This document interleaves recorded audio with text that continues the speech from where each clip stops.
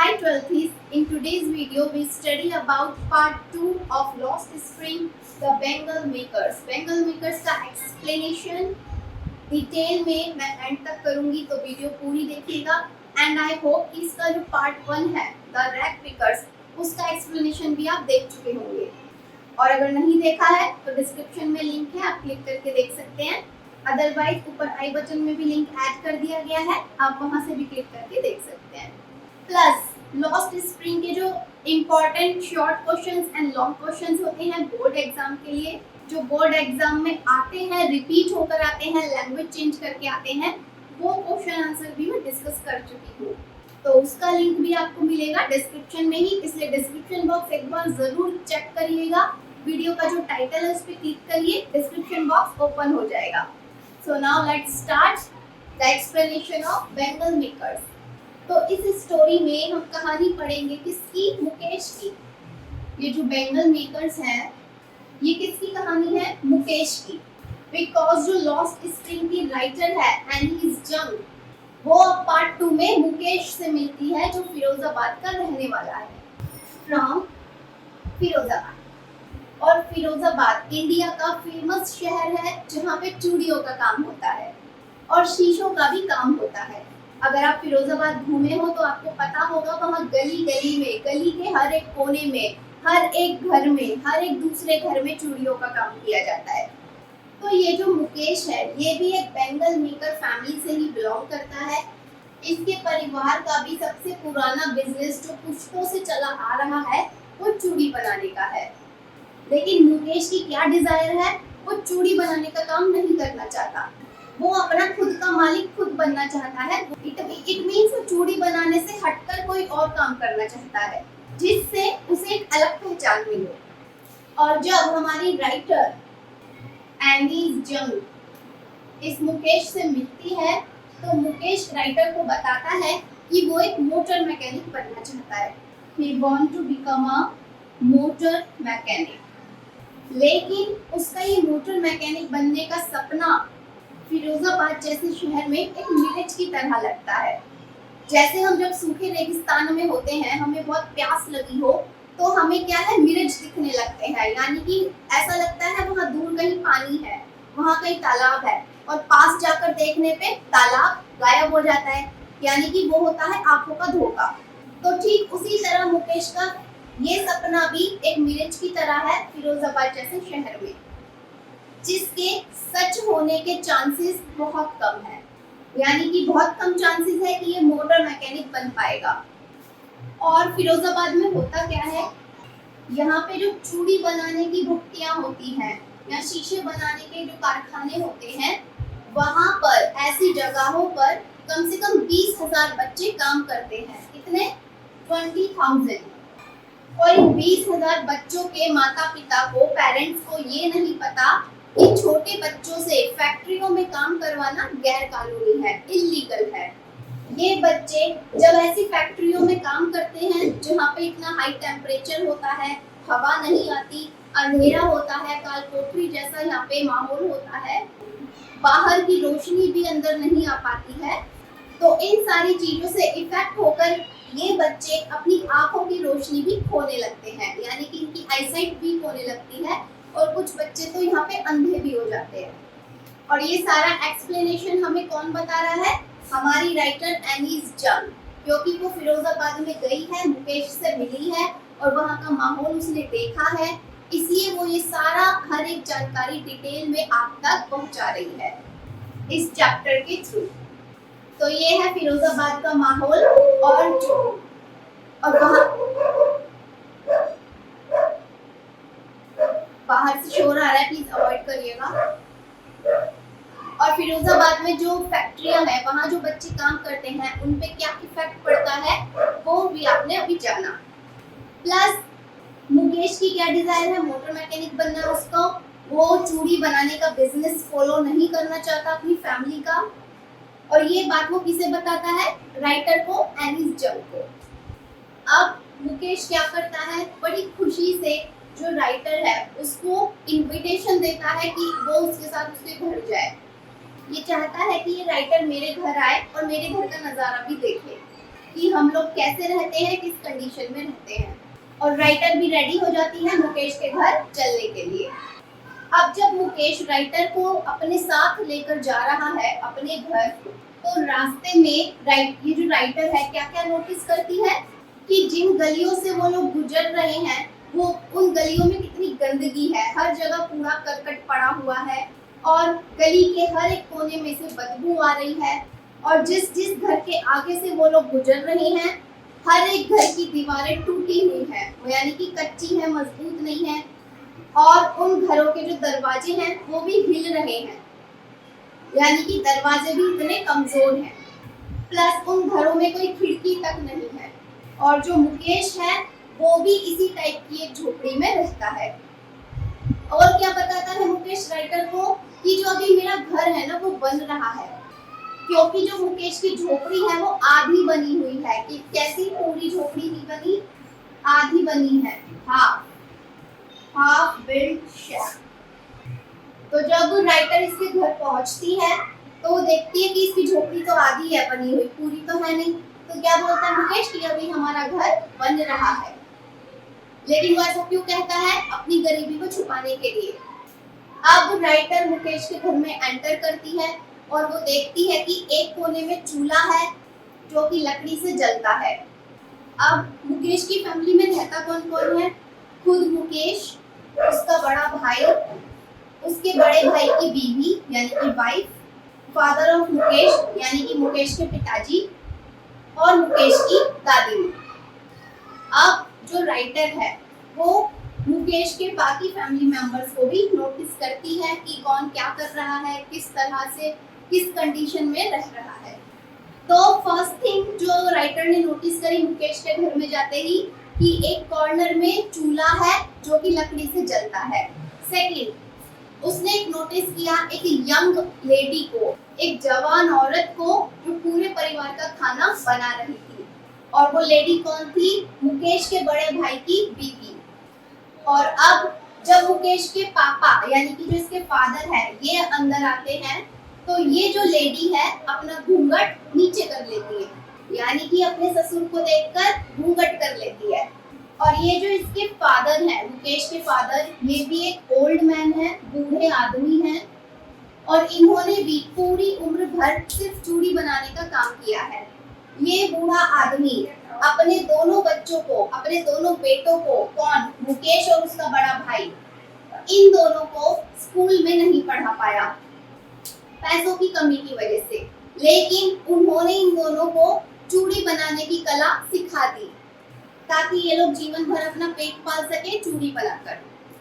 और जब ये बूढ़ा आदमी अपने टाइम में चूड़ियों का काम करता था तो पॉलिश करते टाइम जो धूल उठती थी उस धूल से अभी बूढ़ा आदमी अंधा हो चुका है, यानी कि मुकेश का जो पिता है, जो फादर है, वो अंधा भी है, ब्लाइंड।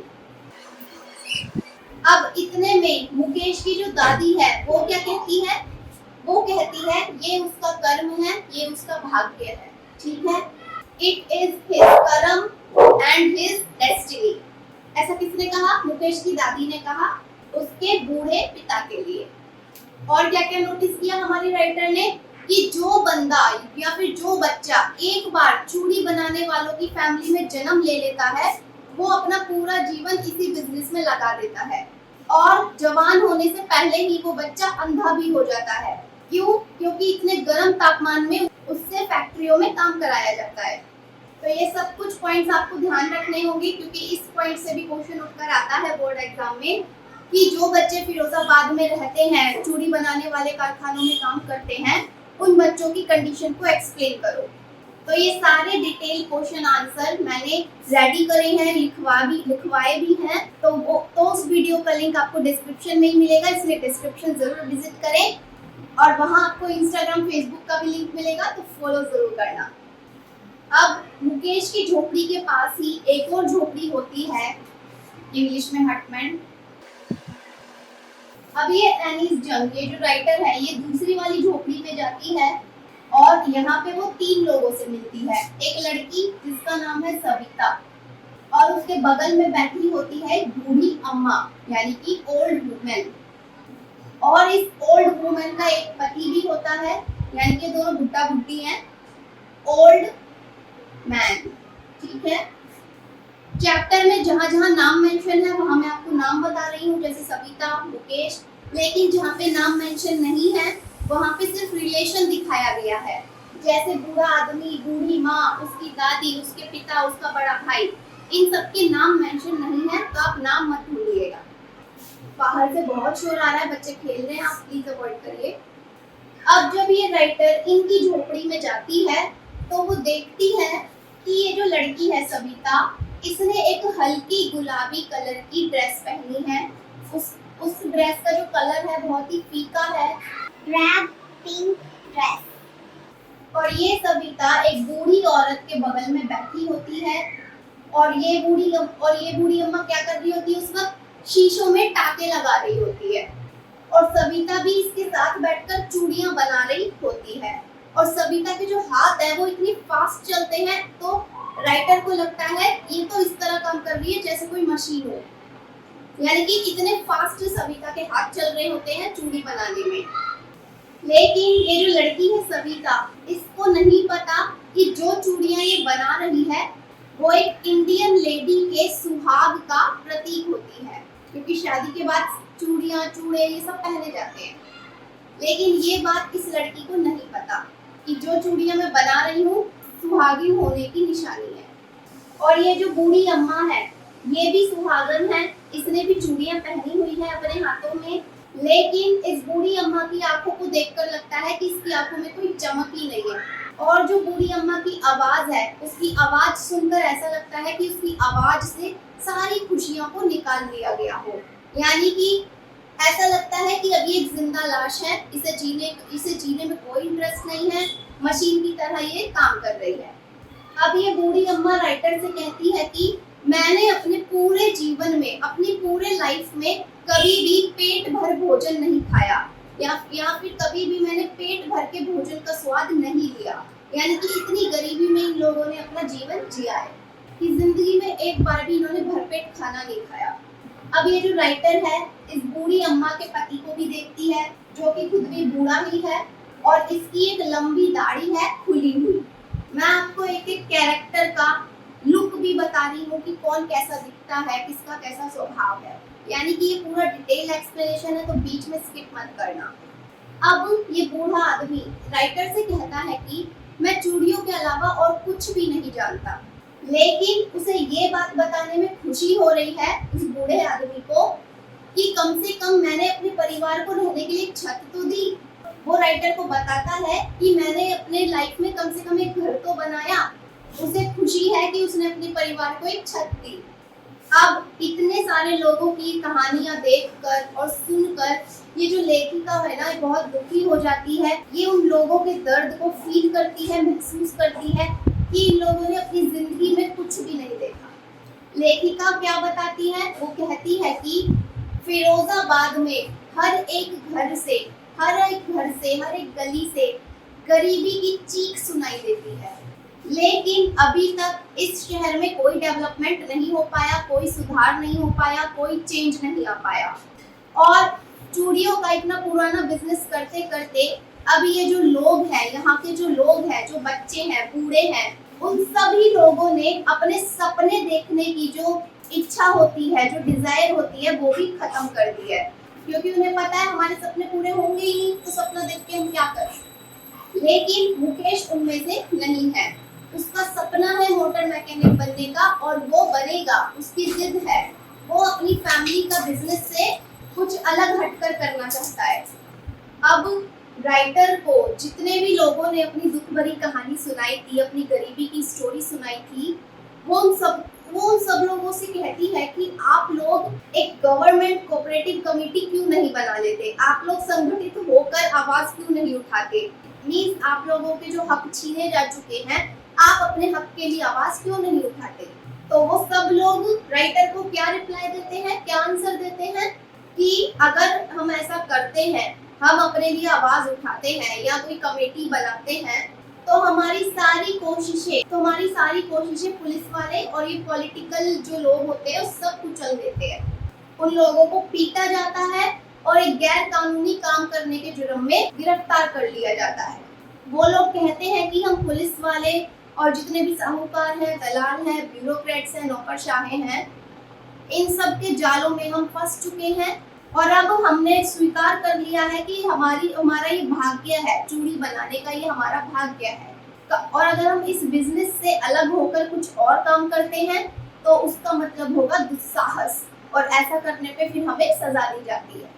बट अब in the end of the story जो हमारी राइटर है वो बड़ी खुश है, हैप्पी है। क्यों? क्योंकि ये जो लड़का है मुकेश, इसने खुद डिसाइड किया है कि वो मोटर मैकेनिक बनेगा और अपने फैमिली का बिजनेस फॉलो नहीं करेगा, वो अपनी एक अलग पहचान खुद बनाएगा। ये मुकेश राइटर से कहता है कि मोटर मैकेनिक का काम सीखने के लिए मैं गैरेज जाऊंगा और वहां पे काम सीखूंगा। लेकिन ये जो गैरेज होता है ये मुकेश के घर से बहुत दूर होता है, कोसों दूर होता है। लेकिन गैरेज दूर होने की वजह से भी मुकेश का जो सपना है वो टूटता नहीं, वो और मजबूत होता है। वो राइटर से कहता है कि चाहे गैरेज कितना भी दूर हो, मैं पैदल जाऊंगा लेकिन काम जरूर सीखूंगा और मोटर मैकेनिक जरूर बनूंगा। यानी कि अपना सपना पूरा करने के लिए वो हर दिन पैदल डेली बाय वॉक ट्रैवल करने के लिए रेडी है। तो मुकेश का ये हौसला देखकर जो हमारी एनीज है वो बड़ी खुश होती है। So this was the story of Bengal makers part 2। अच्छी लगी है तो लाइक करें, सब्सक्राइब करें, कमेंट में बताएं एक्सप्लेनेशन कैसा लगा। और 12th के एग्जाम खत्म होने के बाद आप मेरे साथ इंग्लिश स्पोकन का कोर्स ज्वाइन कर सकते हैं। ईमेल आईडी पे मेल करिएगा, सभी इंफॉर्मेशन भेज दी जाएगी। अब मैं मिलती हूँ नेक्स्ट वीडियो में। Take care, bye bye.